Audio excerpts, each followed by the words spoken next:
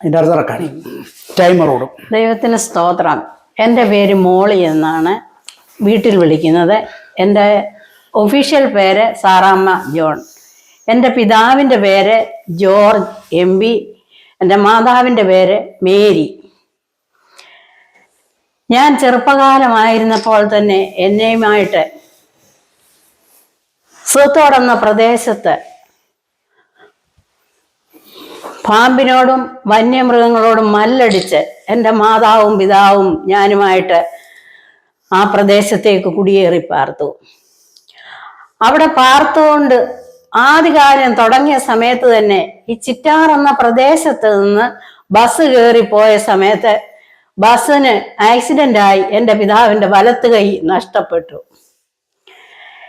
എന്നാൽ ആ വലത്ത് കൈ നഷ്ടപ്പെട്ടതായ അവസ്ഥയിൽ പലരും, എൻ്റെ അമ്മയുടെ അമ്മച്ചി തുടങ്ങി എല്ലാവരും പറഞ്ഞു, കൈ നഷ്ടപ്പെട്ടതായ ഒരു ഭർത്താവിൻ്റെ കൂടെ താമസിക്കാതെ ഈ ഭർത്താവിനെ വിട്ടിട്ട് വേറൊരു ജീവിതത്തിലേക്ക് പോകുകയോ അല്ലെങ്കിൽ കുഞ്ഞുങ്ങളുമായിട്ട് അമ്മച്ചിയുടെ വീട്ടിൽ ചെന്ന് പാർക്കുകയോ ചെയ്യാനായിട്ട്. എന്നാൽ എൻ്റെ അമ്മച്ചി അങ്ങനെ സമ്മതിച്ചില്ല. എൻ്റെ അമ്മച്ചി വളരെ ദൈവഭയത്തോടുകൂടി ദൈവഭക്തിയുള്ള ഒരു സ്ത്രീ ആയിരുന്നു. വേദോസ്തവത്തിൽ പറയുന്നത് പോലെ യഹോവ ഭക്തിയുള്ള ഒരു സ്ത്രീ ആയിരുന്നു ആ അമ്മച്ചി. ഞങ്ങളെ അങ്ങനെ വളർത്തി. എൻ്റെ ശേഷം, ഞാൻ ചെറുതായിരുന്നപ്പോഴാണ് അച്ചാച്ചൻ്റെ കൈ പോകുന്നത്. എൻ്റെ ശേഷം എനിക്ക് ഒരു സഹോദരനും ഒരു സഹോദരിയും ഉണ്ടായി. എനിക്ക് മൂത്ത ഒരു സഹോദരൻ ഉണ്ടായിരുന്നു. എന്നാൽ ഈ കൈ പോയതായ ഈ അപ്പൻ്റെയും അമ്മയുടെയും കൂടെ ആ സഹോദരനെ വിട്ടുകൊടുക്കാതെ എൻ്റെ അച്ചാച്ചൻ്റെ വല്യമ്മച്ചി ആ മകനെ വളർത്തി. അദ്ദേഹം ഇന്ന് ജീവിച്ചിരിപ്പുണ്ട്.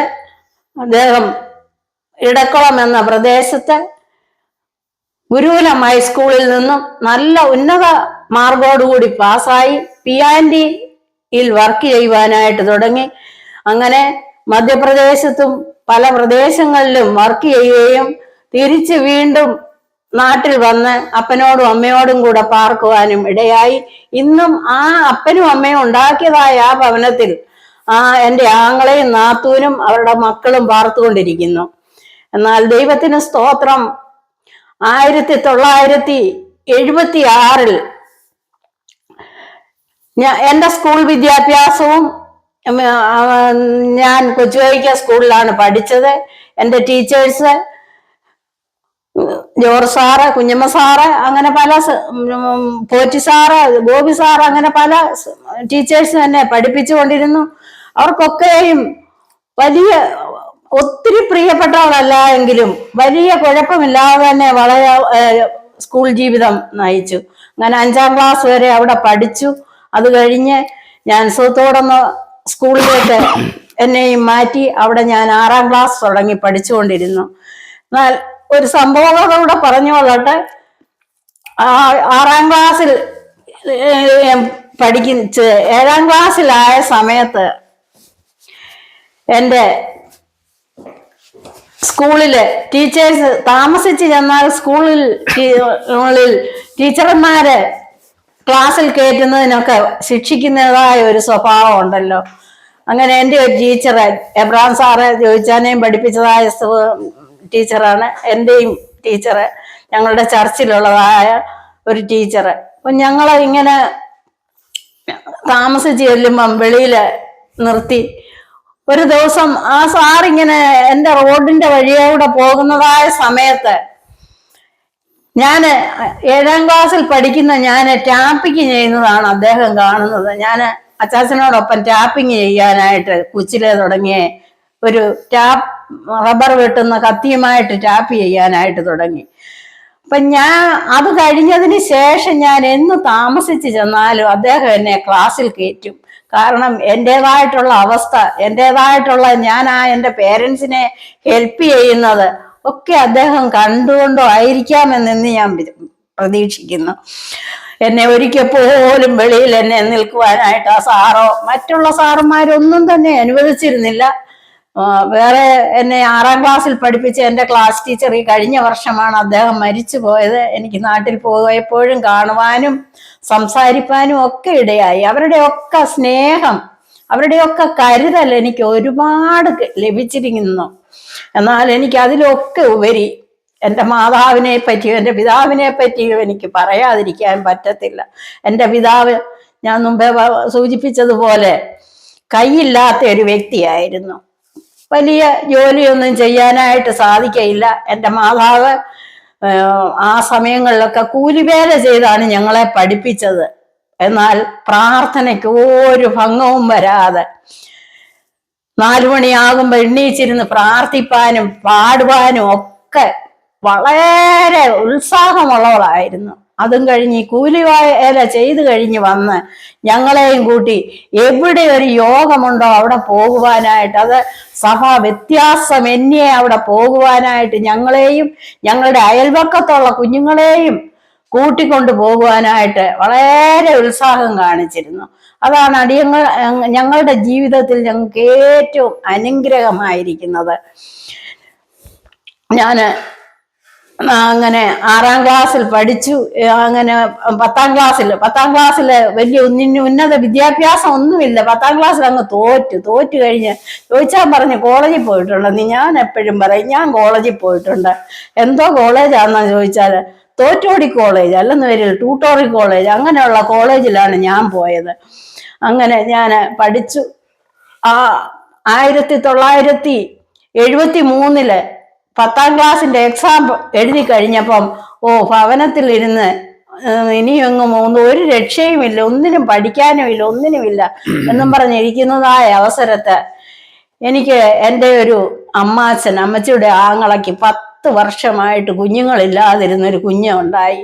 അവർ മുജഫർനഗർ, ഉത്തർപ്രദേശിൽ മുജഫർനഗർ എന്ന പ്രദേശത്ത് പാർത്തുകൊണ്ടിരുന്നു. അവർക്ക് ആ കുഞ്ഞിനെ നോക്കാനായിട്ടാണ് എന്നെ അവിടേക്ക് കൊണ്ടുപോകുന്നത്.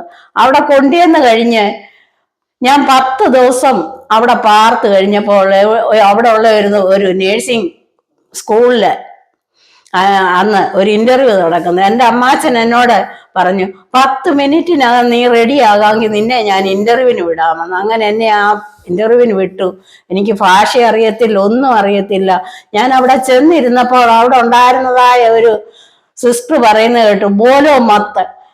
അപ്പോൾ എനിക്ക് മനസ്സിലായി സംസാരിക്കരുതെന്നാണെന്ന്. ബോലോ മത്ത്, ഇത്ര മാത്രമാണ് എനിക്കറിയാവുന്ന ഹിന്ദി. ഞാൻ അവിടെ പോയി 1976 ഞാൻ അവിടെ പോയി നേഴ്സിംഗ് സ്കൂളിൽ പോയി. ഞാൻ വലിയ 2 വർഷത്തെ കോഴ്സായ ANM കോഴ്സാണ് ഞാൻ പഠിച്ചത്. അവിടെ തന്നെ ഞാൻ 1978 തന്നെ ഞാൻ അവിടെ UP ഗവൺമെന്റിന്റെ ഒരു സ്റ്റാഫായിട്ട് അവിടെ ജോലി ചെയ്യാനായിട്ട് തുടങ്ങി. ആ ജോലി പഠിച്ചു കഴിഞ്ഞ് എനിക്ക് വേണ്ടിയിട്ട് എന്തോ പറയുന്നത് ഒരു ടിക്കറ്റിന് എടുക്കാനായിട്ട് ഞാൻ ചോദിച്ചാൽ ഏതോ എൻ്റെ പിതാവിൻ്റെതായിട്ടുള്ള അപ്രോച്ചില് എനിക്ക് ഒരു ടിക്കറ്റ് എടുത്തു തരണം. കാരണം ഡൽഹിയിൽ വന്ന് വേണം ഞാൻ ടിക്കറ്റ് എടുത്ത് നാട്ടിൽ പോകാൻ. ആ ടിക്കറ്റിന് വേണ്ടി അപ്രോച്ച് ചെയ്തതാണ് ഞങ്ങൾ തമ്മിലുള്ളതായ ബന്ധം സ്റ്റാർട്ട് ചെയ്യുന്നത്. ആ ടിക്കറ്റ് എടുത്തു, എന്നെ നാട്ടിൽ വിട്ടു കഴിഞ്ഞിട്ട് ഇവിടെ എന്തോ ചോദിച്ചാൽ കൈക്ക് ഒരു പൊള്ളലേറ്റു. ആ സമയത്ത് ഞാൻ ചെന്നു എന്നും പറഞ്ഞ് ഞാനൊരു ലെറ്റർ എഴുതി, എന്നാൽ എനിക്ക് അതിന് മറുപടി എഴുതിയില്ല. ശരി, അത് അവിടെ കഴിഞ്ഞല്ലോ എന്നും കണ്ടിരുന്നപ്പം കുറേ ദിവസം കഴിഞ്ഞപ്പോൾ എനിക്കൊരു ലെറ്റർ വന്നു. എനിക്കൊരു ആക്സിഡന്റ് ആയി, അത് ആരോടും പറഞ്ഞിട്ടില്ല, വീട്ടിലും പറയല്ലേ. ആ എഴുത്ത് വരുന്നത് തന്നെ ജോയിച്ചാന്റെ വീട്ടിലെ അഡ്രസ്സിലാണ് വരുന്നത്. അപ്പച്ചന്റെ പേരാണ്, പക്ഷെ കെയർ ഓഫ് എന്ന എൻ്റെ പേര് മാത്രം വെച്ചിട്ടുണ്ട്. അപ്പച്ചൻ എത്രമാത്രം സിൻസിയർ ആയിരുന്നു എന്ന് വിചാരിച്ചോണം. എനിക്ക് ആ ലെറ്റർ പൊട്ടിക്കാതെ പോലും വീട്ടിൽ കൊണ്ടുവന്ന് തന്നു. ഞാനത് വായിച്ചും വെച്ച് അപ്പൊ എനിക്ക് എന്തുകൊണ്ടോ ഒരു കരച്ചിൽ വന്ന്. ഞാൻ കരഞ്ഞു. അമ്മ ചോദിച്ചു എന്തോ പറ്റി. ഞാൻ പറഞ്ഞു, അമ്മേ ആ ചെറുക്കൻ എന്തോ ഒരു ആക്സിഡന്റ് ആയി, ആ ആക്സിഡന്റ് കൈ പൊള്ളിയിരിക്കുമായിരുന്നു, അതുകൊണ്ടാണെന്ന് പറഞ്ഞു. അമ്മ പറഞ്ഞു, അയ്യോ അങ്ങനെ സംഭവിച്ചോ. ഞങ്ങളിങ്ങനെ വർത്താനം പറഞ്ഞു. തിരിച്ചു വരുമ്പോഴും എന്നെ റിസീവ് ചെയ്യാനായിട്ട് അദ്ദേഹം റെയിൽവേ സ്റ്റേഷനിൽ വന്നു. ഞങ്ങളുടെ ഒരു ഫ്രണ്ടിന്റെ വീട്ടിൽ പോയി. ഞങ്ങളവിടെ എൻ്റെ അനിയത്തി വന്നിട്ടുണ്ടായിരുന്നു. അവളും അവളുടെ ഒരു കൂട്ടുകാരിയുമായിട്ട് അവിടെ താമസിച്ച് പിറ്റേ ദിവസം എന്നോട് പറഞ്ഞു, എന്നാ വീട്ടിൽ പോയിട്ട് പോകാം. ഞങ്ങൾ അവിടെ വീട്ടിൽ അന്ന് പോയി, ആ റൂമിൽ പോയി അവിടെ താമസിച്ച് ഒരു ദിവസം താമസിച്ചെന്ന് തോന്നുന്നു, ഞാനും എൻ്റെ അനിയത്തിയും കൂടെ. എന്നിട്ടാണ് ഞങ്ങൾക്ക് അങ്ങനെ ഞങ്ങളുടെ വിവാഹത്തിന് വേണ്ടിയിട്ടുള്ളതായ കാര്യങ്ങള് സത്യത്തിൽ ഒരു പ്രപ്പോസലായിട്ട് വീട്ടില് എൻ്റെ അമ്മ പറയുന്നുണ്ട്. ഞാൻ അന്ന് ഒന്ന് കണ്ടപ്പോൾ ഞാൻ ഓർത്ത്, എൻ്റെ ദൈവമേ, ഇതുപോലൊരു ചെറുക്കനെ എൻ്റെ മോളുകുട്ടിക്ക് കിട്ടണേ എന്ന് പ്രാർത്ഥിച്ചു എന്ന്. അമ്മ ഒരു പക്ഷെങ്കിൽ ആ പ്രാർത്ഥന കൊണ്ടായിരിക്കാം ഞങ്ങളുടെ ജീവിതത്തിൽ ഞങ്ങൾക്ക് ഇങ്ങനെയൊക്കെ ആയിത്തീർന്നത്. അതിലും ഒരു കാര്യം കൂടെ ഞാൻ പറഞ്ഞുകൊള്ളട്ടെ. എൻ്റെ അമ്മച്ചിയുടെ അപ്പച്ചൻ നല്ലൊരു സുവിശേഷകനായിരുന്നു. Meleth Joseph sir. പുള്ളിക്കാരൻ കുമ്പളാമ്പിയയിൽ തലച്ചറ എന്ന പ്രദേശത്താണ് പാർത്തുകൊണ്ടിരുന്നത്. അദ്ദേഹം പ്രാർത്ഥനാ ജീവിതം ഉള്ളതായ ഒരു വ്യക്തിയായിരുന്നു. ഞങ്ങൾക്ക് വേണ്ടി അപ്പച്ചനും അതുപോലെ തന്നെ അമ്മച്ചിയും വളരെയേറെ കണ്ണുനീരോടുകൂടെ പ്രാർത്ഥിച്ച് ഞങ്ങളെ അനുഗ്രഹിച്ച, അങ്ങനെ ആ അനുഗ്രഹം ലഭിച്ച ഒരു കൊച്ചുമോളാണ് ഞാൻ. എനിക്കൊരു മടിയും കൂടാതെ പറയുവാനായിട്ട് സാധിക്കും. ദൈവത്തിൻ്റെ കൃപ എന്നോട് കൂടെ ഉണ്ടായിരുന്നു. ഞാൻ പോയ സ്ഥാനങ്ങളിലൊക്കെ എനിക്ക് ഇരുന്നു. ഞാൻ മുജഫർനഗർ എന്ന പ്രദേശത്ത് എനിക്ക് ജോലി ആയി. ഞാൻ അന്ന് വില്ലേജ് ഏരിയയിലാണ്. എന്നാൽ നല്ല ഒരു വില്ലേജ്. ഇപ്പോഴും എനിക്ക് നല്ലതായിട്ട് ആ വില്ലേജിനെ പറ്റി വളരെ സന്തോഷമുണ്ട്. ഞങ്ങൾ ഒരു വർഷക്കാലം മാത്രമാണ് അവിടെ ജോലി ചെയ്ത്. അത് കഴിഞ്ഞ് 1979 ജനുവരി മാസം 7-ാം തീയതി ഞങ്ങളുടെ വിവാഹം കഴിഞ്ഞു. പിന്നെ ഞാൻ അവിടെ ജോലിക്ക് അങ്ങനെ അധികം നാൾ പോയില്ല, 2-3 മാസം. അത് കഴിഞ്ഞ് ഗാസിയാബാദിൽ ജോലി ചെയ്തുകൊണ്ടിരുന്ന സ്ഥലത്ത് ഞങ്ങൾക്ക് ഒരു ട്രാൻസ്ഫർ വാങ്ങിച്ച് അവിടെ വരുവാനും, അവിടെ ഒരു ESI ഡിസ്പെൻസറിയിലാണ് ഞാൻ ആദ്യം വന്ന് ഗാസിയാബാദിൽ ജോലി ചെയ്തത്. ESI ഡിസ്പെൻസറിയിൽ ജോലി ചെയ്തു. അവിടെ നിന്ന് അടുത്ത് തന്നെ, അതും ഞങ്ങൾ എന്നും രാവിലെ ഒരുമിച്ച് ജോലിക്ക് പോകുമ്പോൾ എന്നെ ആ ഡിസ്പെൻസറിയിൽ ഇറക്കിയിട്ട് പോകും. തിരിച്ചു വരുമ്പോൾ ഞാൻ എളുപ്പം 11:30 ആകുമ്പോൾ വീട്ടിൽ വരും. വൈകിട്ടാണെന്ന് വരിയിലും അതുപോലെ തന്നെ എന്നെ പിക്ക് ചെയ്തുകൊണ്ട് വരുവാനൊക്കെ അദ്ദേഹത്തിനും സാധിച്ചിരുന്നു. അത് കഴിഞ്ഞ് എൻ്റെ ഡിസ്പെൻസറിയിൽ നിന്ന് എനിക്ക് വേറൊരു സ്ഥലത്ത് മോഹൻനഗർ എന്ന് പറയുന്ന സ്ഥലത്തേക്ക് സ്ഥലമാറ്റമായി കഴിഞ്ഞപ്പോൾ അദ്ദേഹത്തിൻ്റെ ഓഫീസ് വേറൊരു പ്രദേശത്തേക്ക് മാറി. അതും ആ വഴി തന്നെ ആയിരുന്നത് കൊണ്ട് എന്നെ കൊണ്ടുവിടുവാനും കൊണ്ടുവരുവാനും ഒക്കെ ഒരു പ്രയാസവും ഇല്ലാതെ അങ്ങനെ ദൈവത്തിൻ്റെ കരുതൽ ഒത്തിരി അനുഭവിപ്പാനായിട്ട് സാധിച്ചു. 1979 മുതൽ 2006 വരെ ഞങ്ങൾ ഗാസിയാബാദ് എന്ന് പറയുന്നതായ ആ പ്രദേശത്ത് പാർത്തു. ദൈവത്തിൻ്റെ അനുഗ്രഹത്താൽ ഞങ്ങളെന്നാൽ ഏറ്റവും ദൂരെ നിന്നാണ്, ഡൽഹിയിലാണ് ചർച്ചിൽ പോയിക്കൊണ്ടിരുന്നത്. ചർച്ചിൽ പോകുവാനും അവിടുത്തെ ഓരോ കാര്യങ്ങൾക്ക് ചുമര് കൊടുപ്പാനും ഞങ്ങൾക്ക് സാധിച്ചു. ഞങ്ങൾക്ക് 2 പെൺമക്കളെ ദൈവം ദാനമായിട്ട് തന്നു. മൂത്ത മകൾ ജെനിമോൾ, അവൾ ഇന്ന് നാട്ടിൽ കുമ്പനാടിന്റെ പ്രദേശത്ത് പാർത്തുകൊണ്ട് ജോലി ചെയ്യുന്നു. അവളുടെ ഭർത്താവ് റവറൻ സജി മാത്യു ഞങ്ങളുടെ സഭയുടേതായിട്ടുള്ള ഒരു സെക്രട്ടറി ആയിട്ട് ഇന്നിപ്പോൾ പുള്ളി പ്രവർത്തിച്ചു കൊണ്ടിരിക്കുന്നു. അതോടൊപ്പം 2 ഇടവകയും പുള്ളിക്ക് പ്രവർത്തിപ്പാനായിട്ടുണ്ട്. അവർക്കും 2 കുഞ്ഞുങ്ങളെ ദൈവം ദാനമായിട്ട് കൊടുത്തു. ആ കുഞ്ഞുങ്ങളിൽ മൂത്ത മോളിന്ന് മുമ്പേ ചോദിച്ചാൻ പറഞ്ഞതുപോലെ ജോർജിയയിൽ മെഡിസിന് 3rd ഇയർ സ്റ്റാർട്ട് ചെയ്തിരിക്കുന്നു. 2ാമത്തെ മോള് 10ാം ക്ലാസ്സിൽ പരീക്ഷ എഴുതുവാനായിട്ട് ഒരുങ്ങിക്കൊണ്ടിരിക്കുന്നു. 2ാമത്തെ മോളുടെ ജനനത്തെ പറ്റി പറഞ്ഞാൽ തന്നെ വളരെ നമ്മളുടെ നാട്ടിൽ മലയാളികൾക്ക് ഒക്കെ ഉണ്ട്. ഒരു പെൺകുഞ്ഞുണ്ടായി, 2ാമതൊരു പെൺകുഞ്ഞുണ്ടായി കഴിയുമ്പോൾ വളരെ ഒരു അവജ്ഞയോടുകൂടി നോക്കുന്നതായ ഒരു സ്വഭാവമുണ്ട്. ഈ കുഞ്ഞുണ്ടായപ്പോഴും അയ്യോ 2ാമത്തേതും പെണ്ണോ എന്ന് ചോദിച്ചു. അന്ന് എൻ്റെ അമ്മച്ചി പറഞ്ഞു, അവള് പെണ്ണല്ല പൊന്നാന്ന്. ദൈവത്തിന്റെ കൃപ, ഹല്ലേലൂയ. എത്ര പറഞ്ഞാലും മതി വരത്തില്ല. ഞങ്ങൾക്ക് ഇത്രമാത്രം നല്ല കുഞ്ഞുങ്ങളെ തന്നതിനായിട്ട് ദൈവത്തിന് സ്തോത്രം ചെയ്യുകയാണ്. ആ മോള് ഞങ്ങളോടൊപ്പം 2006 ഈ അമേരിക്കയുടെ പ്രദേശത്ത് വരുവാനായിട്ട് സാധിച്ചു. ഞങ്ങൾ ഡാലസിലാണ് വന്നത്. ഡാലസിൽ വന്നു, അവിടെ പാർത്തു. കുഞ്ഞിൻ്റെ 1 വർഷം കൂടെ പഠിക്കുവാനായിട്ടുണ്ടായിരുന്നു. കുഞ്ഞ് തിരിച്ചു പോയി. തിരിച്ചു വന്ന് വീണ്ടും അവൾ വന്ന് 1 മാസം കഴിഞ്ഞില്ല, അതിനു മുമ്പ് തന്നെ അവളൊരു ഹോസ്പിറ്റലിൽ അന്ന് പേഷ്യൻ കെയറിന്റെ ടെക്കായിട്ടാണ് ജോലിക്ക് കയറി. അവൾ ഇവിടെ വന്ന് അവൾ പഠിച്ച് എക്സാം എഴുതി ആദ്യ ചാൻസിൽ തന്നെ അവൾക്ക് പാസ്സായി കഴിഞ്ഞ് 1 ദിവസം പോലും അവൾ ആ ടെക്കായിട്ട് ജോലി ചെയ്യുവാനായിട്ട് ദൈവം അനുവദിച്ചില്ല. അവൾ അവിടെ കുറച്ചു നാൾ ആറനായിട്ട് ജോലി ചെയ്തു. അത് കഴിഞ്ഞിട്ട് അവിടെ നിന്നുകൊണ്ട് തന്നെ അവള് ഒരു നേഴ്സ് മാനേജർ വരെ ആ ഹോസ്പിറ്റലിൽ തന്നെ നിന്നുകൊണ്ട് ജോലി ചെയ്തു. അത് കഴിഞ്ഞാണ് 2021 അവൾ ഹൂസ്റ്റണിലേക്ക് മാറി. ഹൂസ്റ്റണിൽ വന്നും നേഴ്സ് മാനേജറായിട്ടും അതുപോലെ തന്നെ പേഷ്യൻ കെയറിന്റെ ഇപ്പം ജോലി ചെയ്യുന്നത് വുമൻസ് ഹോസ്പിറ്റലിൽ പേഷ്യൻ കെയറിന്റെ ഡയറക്ടറായിട്ടാണ്. അതോടൊപ്പം അവളുടേതായിട്ടുള്ള പഠനങ്ങളും ചെയ്തുകൊണ്ടിരുന്നു. അവളുടെ വിവാഹം 2010 ഓഗസ്റ്റിൽ കഴിഞ്ഞു. 2010 ഓഗസ്റ്റിൽ കഴിഞ്ഞു. നല്ലൊരു മകനെയാണ് ഞങ്ങൾക്ക് ദൈവം തന്നത്. അവൻ്റെ പേര് അനീഷ് എബ്രഹാം എന്നാണ്. ഇന്നിപ്പോൾ ഹൂസ്റ്റണിന്റെ പ്രദേശത്ത് പാർത്തുകൊണ്ട് ജോലി ചെയ്യുകയും അതോടൊപ്പം ഞങ്ങളെയും കെയർ ചെയ്യുകയും ചെയ്യുന്നു.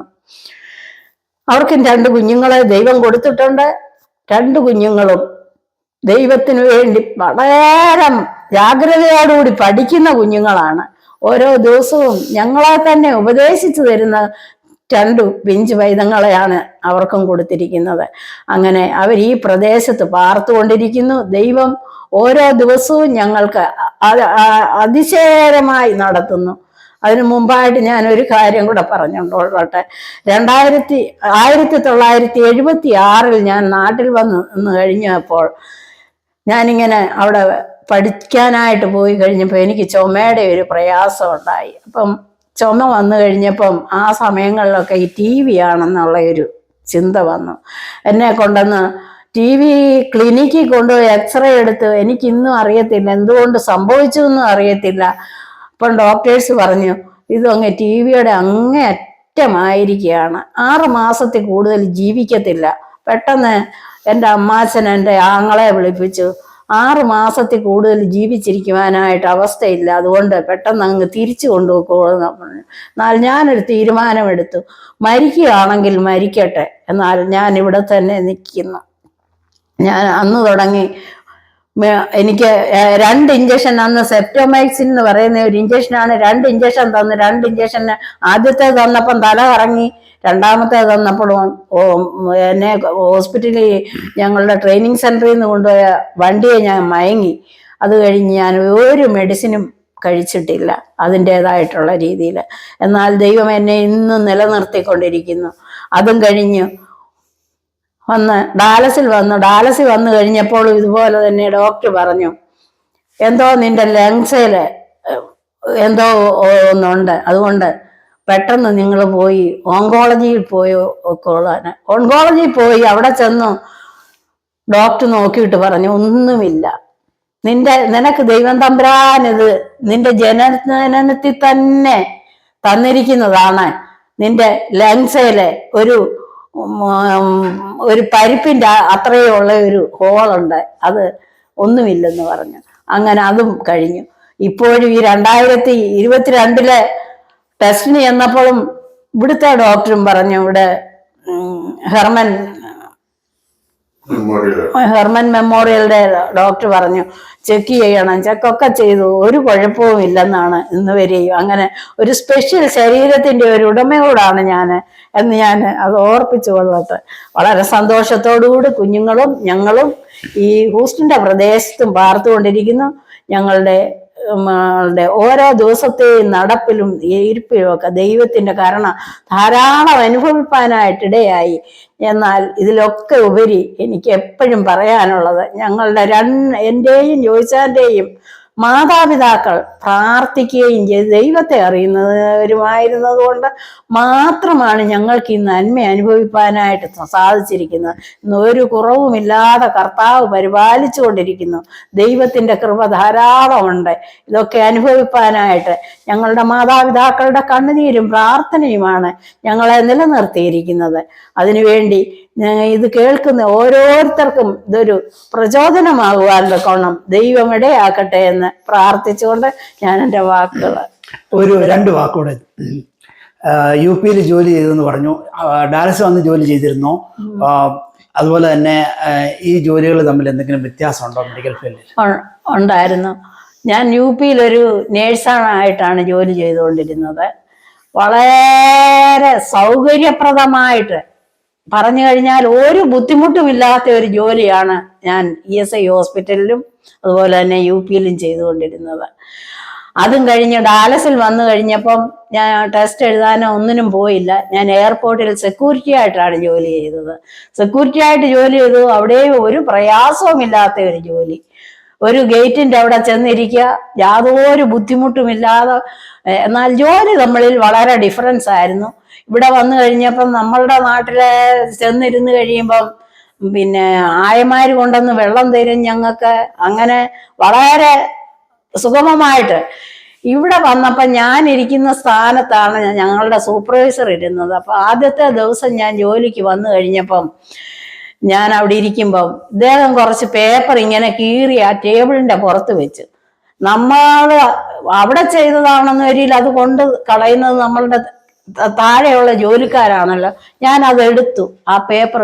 അന്നേരം ആ സൂപ്പർവൈസർ എന്നോട് പറഞ്ഞു, നോ ഐ ഡു ഇറ്റ്. എനിക്കത് വളരെ ഇപ്പോഴും എനിക്കതൊക്കെ ഓർക്കുമ്പം നമ്മളുടെ കീഴ് ജോലിക്കാർ നമുക്ക് വേണ്ടി ചെയ്യുന്ന സേവ, പക്ഷെ ഇവിടെ അങ്ങനെ ഒരു ഡിഫറൻസ് ഇല്ലാതെ അവരവർ തന്നെത്താനെ ചെയ്യുന്നതായ ഒരു സ്വഭാവം അതിവിടെ ഇപ്പൊ വന്ന് എനിക്ക് പഠിക്കുവാനായിട്ടും അതെൻ്റെ ജീവിതത്തിൽ ഒരു പാഠമാകുവാനും എനിക്ക് ഇടയാക്കി.